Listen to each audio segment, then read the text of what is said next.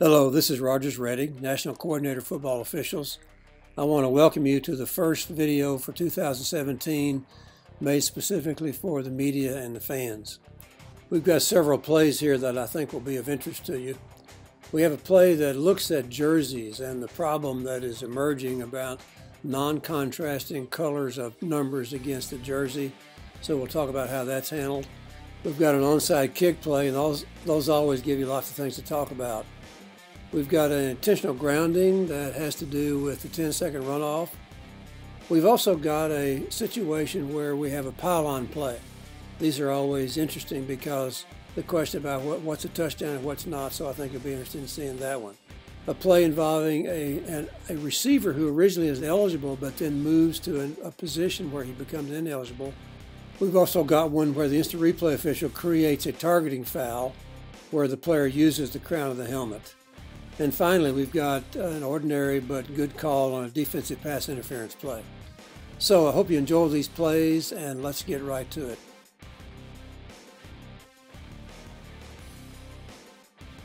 I wanted to show you this next play to illustrate a clear violation of the rule that requires that the numbers on jerseys be contrasting with the jersey itself. And here we have white on white numbers. They have this little border around the numbers, but that really doesn't do anything, and it doesn't abide by the rule because the rule clearly states that the numbers have to be contrasting irrespective of any border around the numbers. If you want to look this up, you can find it at Rule 145C on page FR-22 of the most recent rule book. This is impossible to read these numbers at any distance at all, and I just wanted to put this on here to show you an example. The process that's used during the game is for the referee to notify the team that they are not in compliance, and that if the jerseys continue to be worn during the game, they will be charged a timeout at the start of each quarter that the jerseys are worn. This gives them an opportunity to change jerseys at the quarter change or at halftime. But some teams, in this case, this team chose to burn 2 of their 3 timeouts each half with these illegal jerseys. So I just want to let you see this as an illustration of why the rule requires that the numbers contrast with the jersey. Here's an interesting play that involves an onside kick, which always presents the officials with a number of challenges, so it may be of interest to you because there's so many things to look at. First of all, notice that the kicker, his pants did not come to the top of his knees, and this should not be allowed. If you remember, the rule requiring the knees to be covered does not take effect until 2018, but the interpretation for 2017 is that the pants must come to the top of the knees at least. So this kicker is in violation of that. It's an onside kick. We correctly rule illegal touching, that is the kicking team touching the ball before it goes 10 yards. We also have a couple of blocks that are too early. The kicking team is not allowed to block until the ball has gone 10 yards or until the receiver touch it. And it doesn't matter where those blocks take place. The blocks may be beyond 10 yards, but as long as the ball has not gone but 10 yards, then there can be no blocking by the kicking team. And we got a couple of players that block before the ball goes 10 yards. Now, a replay can stop the game to create this blocking foul, but because the receiving team ultimately gets the ball because of the illegal touching, we would not stop the game for the blocks and to create that blocking foul. So just wanted to point out a few things. The kicker needs to have those pants at least at the top of the knees. We do get the illegal touching that's correctly handled, and the receiving team ultimately gets the ball, and we have a couple of blocks that are too early because they take place before the ball has gone 10 yards. And finally, we have a potential targeting foul. On the line feed and live, it doesn't look all that bad, but when you slow it down, you can see that this blindside block is a targeting action. So this is one that instant replay should stop the game, look at this more carefully, and then create a targeting foul as a part of the instant replay process.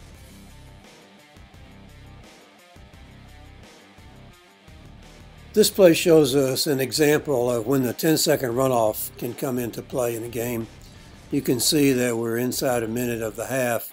The quarterback is under duress, and he just flips the ball away into an area where there is no eligible receiver.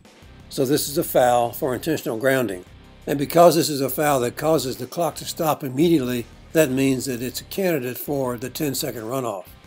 You can see that the referee is getting the indication from the team that committed the foul as to whether or not they want to run off, and they decide to burn one of their timeouts in order to avoid the 10-second runoff.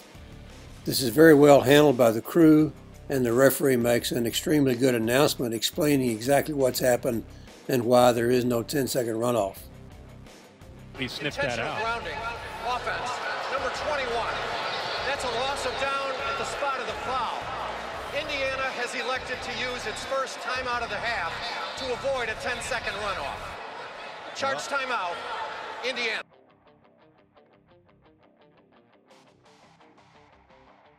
I want to show you this play at the Pylon. These plays always are challenging for the officials, and they're also challenging to understand from the standpoint of the rule. First of all, the official does a nice job of handling this play. He's in great position to make the call. You can see that the ball carrier heads toward the sideline and then cuts toward the pylon. And he crosses the sideline. His foot hits the pylon, which means he's out of bounds since the pylon is out of bounds in the end zone. So the question is, where is the ball at the time that he goes out of bounds? That is, where's the ball at the moment that he touches the pylon? Now, in this case, you can see, and the official correctly rules, that the ball had not penetrated the plane of the goal line when he touched the pylon with his foot. So that means that the ball is dead before crossing the goal line. If he had held the ball in such a way that it penetrated the plane of the goal line before his foot touched the pylon, then that would be a touchdown. And this is true whether he holds the ball such that it crosses inside the pylon or outside the pylon, because he gets the goal line extended if any part of his body touches in the end zone. So I just wanted to put this play on here as an opportunity to talk about touchdowns with regard to the pylon.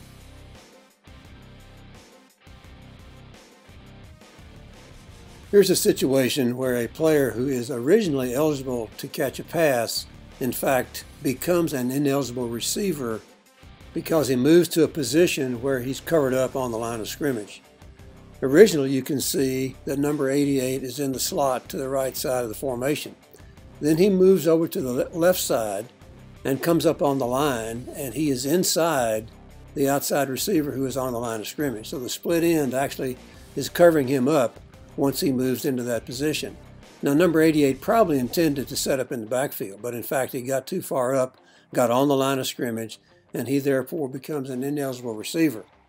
Once he puts that hand on the ground, he cannot shift out of this. That is, he cannot correct his mistake even if he noticed it. And by the time the pass is thrown, he's about 4 yards downfield.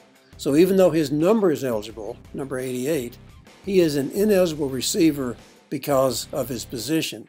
And therefore we have a foul for an ineligible receiver downfield because he's about 4 yards downfield when the pass is thrown, and he's only allowed to go no more than 3 yards downfield. Here's an illustration of a rule that was made in 2016, and we're all used to this by now, where the instant replay official can create a targeting foul in the event that such action occurs but wasn't called by the officials on the field.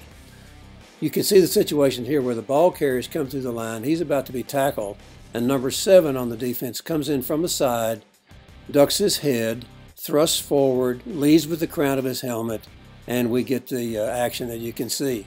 Now, this is not very often called when you have a ball carrier. The ball carrier is not defenseless, so this is not a matter of forcible contact to the head or neck area because this is not a defenseless ball player. But we can see that the crown of the helmet is used, and the crown of the helmet foul does not require that the player be defenseless. So this is a instant replay created targeting foul against number 7, and you can see the replays that show what a dangerous action this is. After review, there was targeting on the play by number 7, BYU. Number 7 is disqualified. 15-yard penalty, pushed down.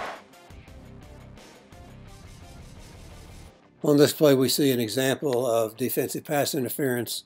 This is fairly straightforward, but it's always good to look at these plays. You can see that the receiver is coming down the field to catch a pass. The defender comes over, really makes no attempt to play the ball at all. He just plays through the receiver, locks him up, prevents him from getting to the ball. The rule is that there should be an obvious intent to impede in order to have a foul, and that's exactly what we have here. It's obvious that the defender is impeding the opportunity of the receiver to get to the ball, and therefore we have a correct call for defensive pass interference. State receiver affected him trying to get downfield. 15-yard penalty, automatic first down. Well, that's it for this week. Hope you enjoyed these plays. We'll be back in a couple of weeks with some more.